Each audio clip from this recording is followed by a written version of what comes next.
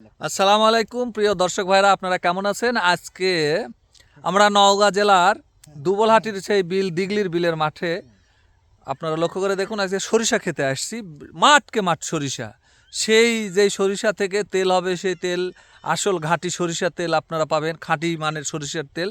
সেই জমিতে আসছি আমরা, এখন দেখব সরিষার চাষ পদ্ধতি, সরিষার রোগবালাই, সরিষা কিভাবে কোন মাসে রোপণ করা যায়, সব মিলেই আজকের এই প্রতিবেদন। সে পর্যন্ত আপনারা আমাদের সাথে থাকুন।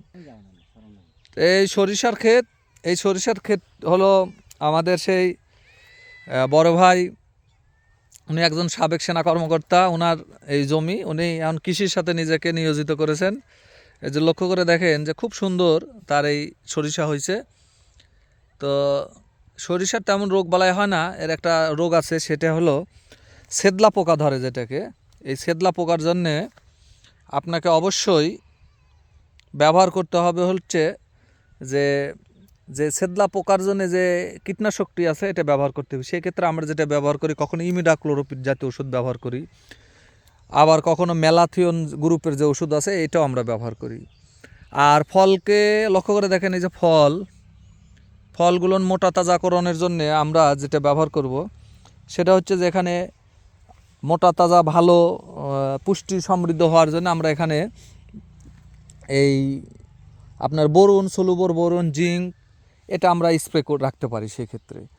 আর এই যে আজকে যে আবহাওয়াটা, এই আবহাওয়াটা আপনার কুয়াশা, দেখেন লক্ষ্য করে গোটা মাঠকে মাঠ কুয়াশা, কিছু দেখা যাচ্ছে না। এই আবহাওয়ার জন্য আমাদেরকে ছত্রাকনাশকটা ব্যবহার করতে হবে। সেক্ষেত্রে আপনাদের সিস্টেমেটিক ছত্রাকও আছে। তো আমরা এখানে সিম্পল যে ছত্রাকটা আছে সেটা হলো ইন্ডোফিল বা ম্যানকোজেব গ্রুপের ওষুধটাই আমরা এখানে ব্যবহার করতে পারবো। ম্যানকোজেব গ্রুপের ওষুধ ব্যবহার করলেই এই ছত্রাকের হাত থেকে গাছ রক্ষা পাবে। আর বোরন বা জিঙ্ক ব্যবহার করলে ফলের দানাগুলো ভালো এবং মোটা হবে। আর আপনার সেদলা পোকা যখন লাগবে বা জাপ পোকা যাকে বলা হয়, এই যে পাতার নিচের যে অংশগুলো, এই অংশগুলো দেখা যাবে যে একেবারে সেদলা হয়ে গেছে। কিন্তু এই জমি একেবারে শতভাগ মানে পর্যবেক্ষণের মধ্যে ছিল, যার কারণে এখানে কোনো রোগবালাই হয় না এই গাছে, এবং খুব ভালো পরিপুষ্ট আছে। আর এই যে পাশে আরেকটি ক্ষেত আছে, লক্ষ্য করে দেখেন এই গাছগুলো অনেক ছোট, এবং এই জমিটা লেটা ছিল, সম্ভবত রস অতিরিক্ত বেশি ছিল, বা এই সেচ দেওয়ার কারণে এই গাছগুলো বসে গেছে। তাহলে এটাও একটা গুরুত্বপূর্ণ বিষয় যে আপনার জমিতে রস বেশিও থাকা যাবে না, আবার কম থাকাও যাবে না। ময়েশ্চারগুলোর বিষয়টা আপনাকে লক্ষ্য রাখা লাগবে, ময়েশ্চারের বিষয়টা। তাহলে সরিষার আপনার দানা ভালো হবে এবং সরিষা উৎপাদনও ভালো হবে। আর সরিষা তো তেলের একটা চাহিদা গোটা বাংলাদেশে আমাদের আছেই, গোটা দেশে আমরা সরিষার তেলের চাহিদা আছে। আমরা যদিও সয়াবিন তেলের উপর নির্ভরশীল হয়ে গেছি, কিন্তু আসলে সয়াবিন তেল না, আমাদের দেশীয় পণ্য, এই সয়াবিন না খেয়ে সরিষার তেল খাওয়া উচিত আমি মনে করি। তাহলে আমাদের আপনার দেশের পণ্য দেশে লোকজন আমরা ব্যবহার দুইটা, একটা আমরা শারীরিকভাবে একটা নিরাপদ খাদ্য অর্গানিক খাবার পাচ্ছি, দ্বিতীয় নম্বরে দেশের টাকা দেশে থাকতেছে। এটা কিন্তু আমাদের একটা দারুণ একটা মেসেজ। তাই সরিষার ফুল, সেই হলুদ, সেই হুমায়ুন আহমেদের কবিতার কথা মনে হয়ে গেল। তার নায়িকাকে বলেছিল তুমি হলুদ শাড়ি পরে এসো। সেই হলুদের রাজ্যে আমরা এখন এসে গেছি। আমরা এই যে দেখেন গোটা মাঠ তাকে দেখেন, এই অংশের আবার শুধু ক্ষীরা আর ক্ষীরা এখানে চাষ হচ্ছে, শুধু ক্ষীরা, এখানে শুধু ক্ষীরা।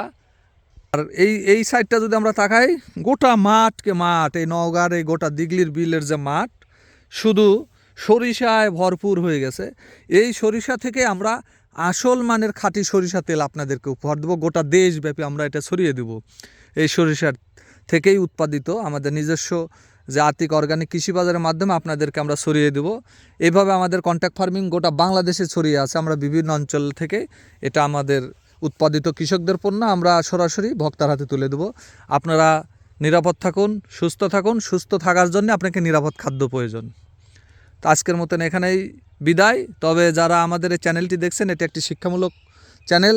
এই চ্যানেলের মাধ্যমে আপনারা ভালো পরামর্শ পাচ্ছেন এবং গোটা দেশের উদ্যোক্তা তৈরি হচ্ছে এবং নিরাপদ খাদ্যের আমরা কাজ করে দিচ্ছি। আপনারা আমাদের চ্যানেলটি লাইক এবং সাবস্ক্রাইব করে আরও ছড়িয়ে দিবেন। সবার সুস্বাস্থ্য দীর্ঘায়ু কামনা করি।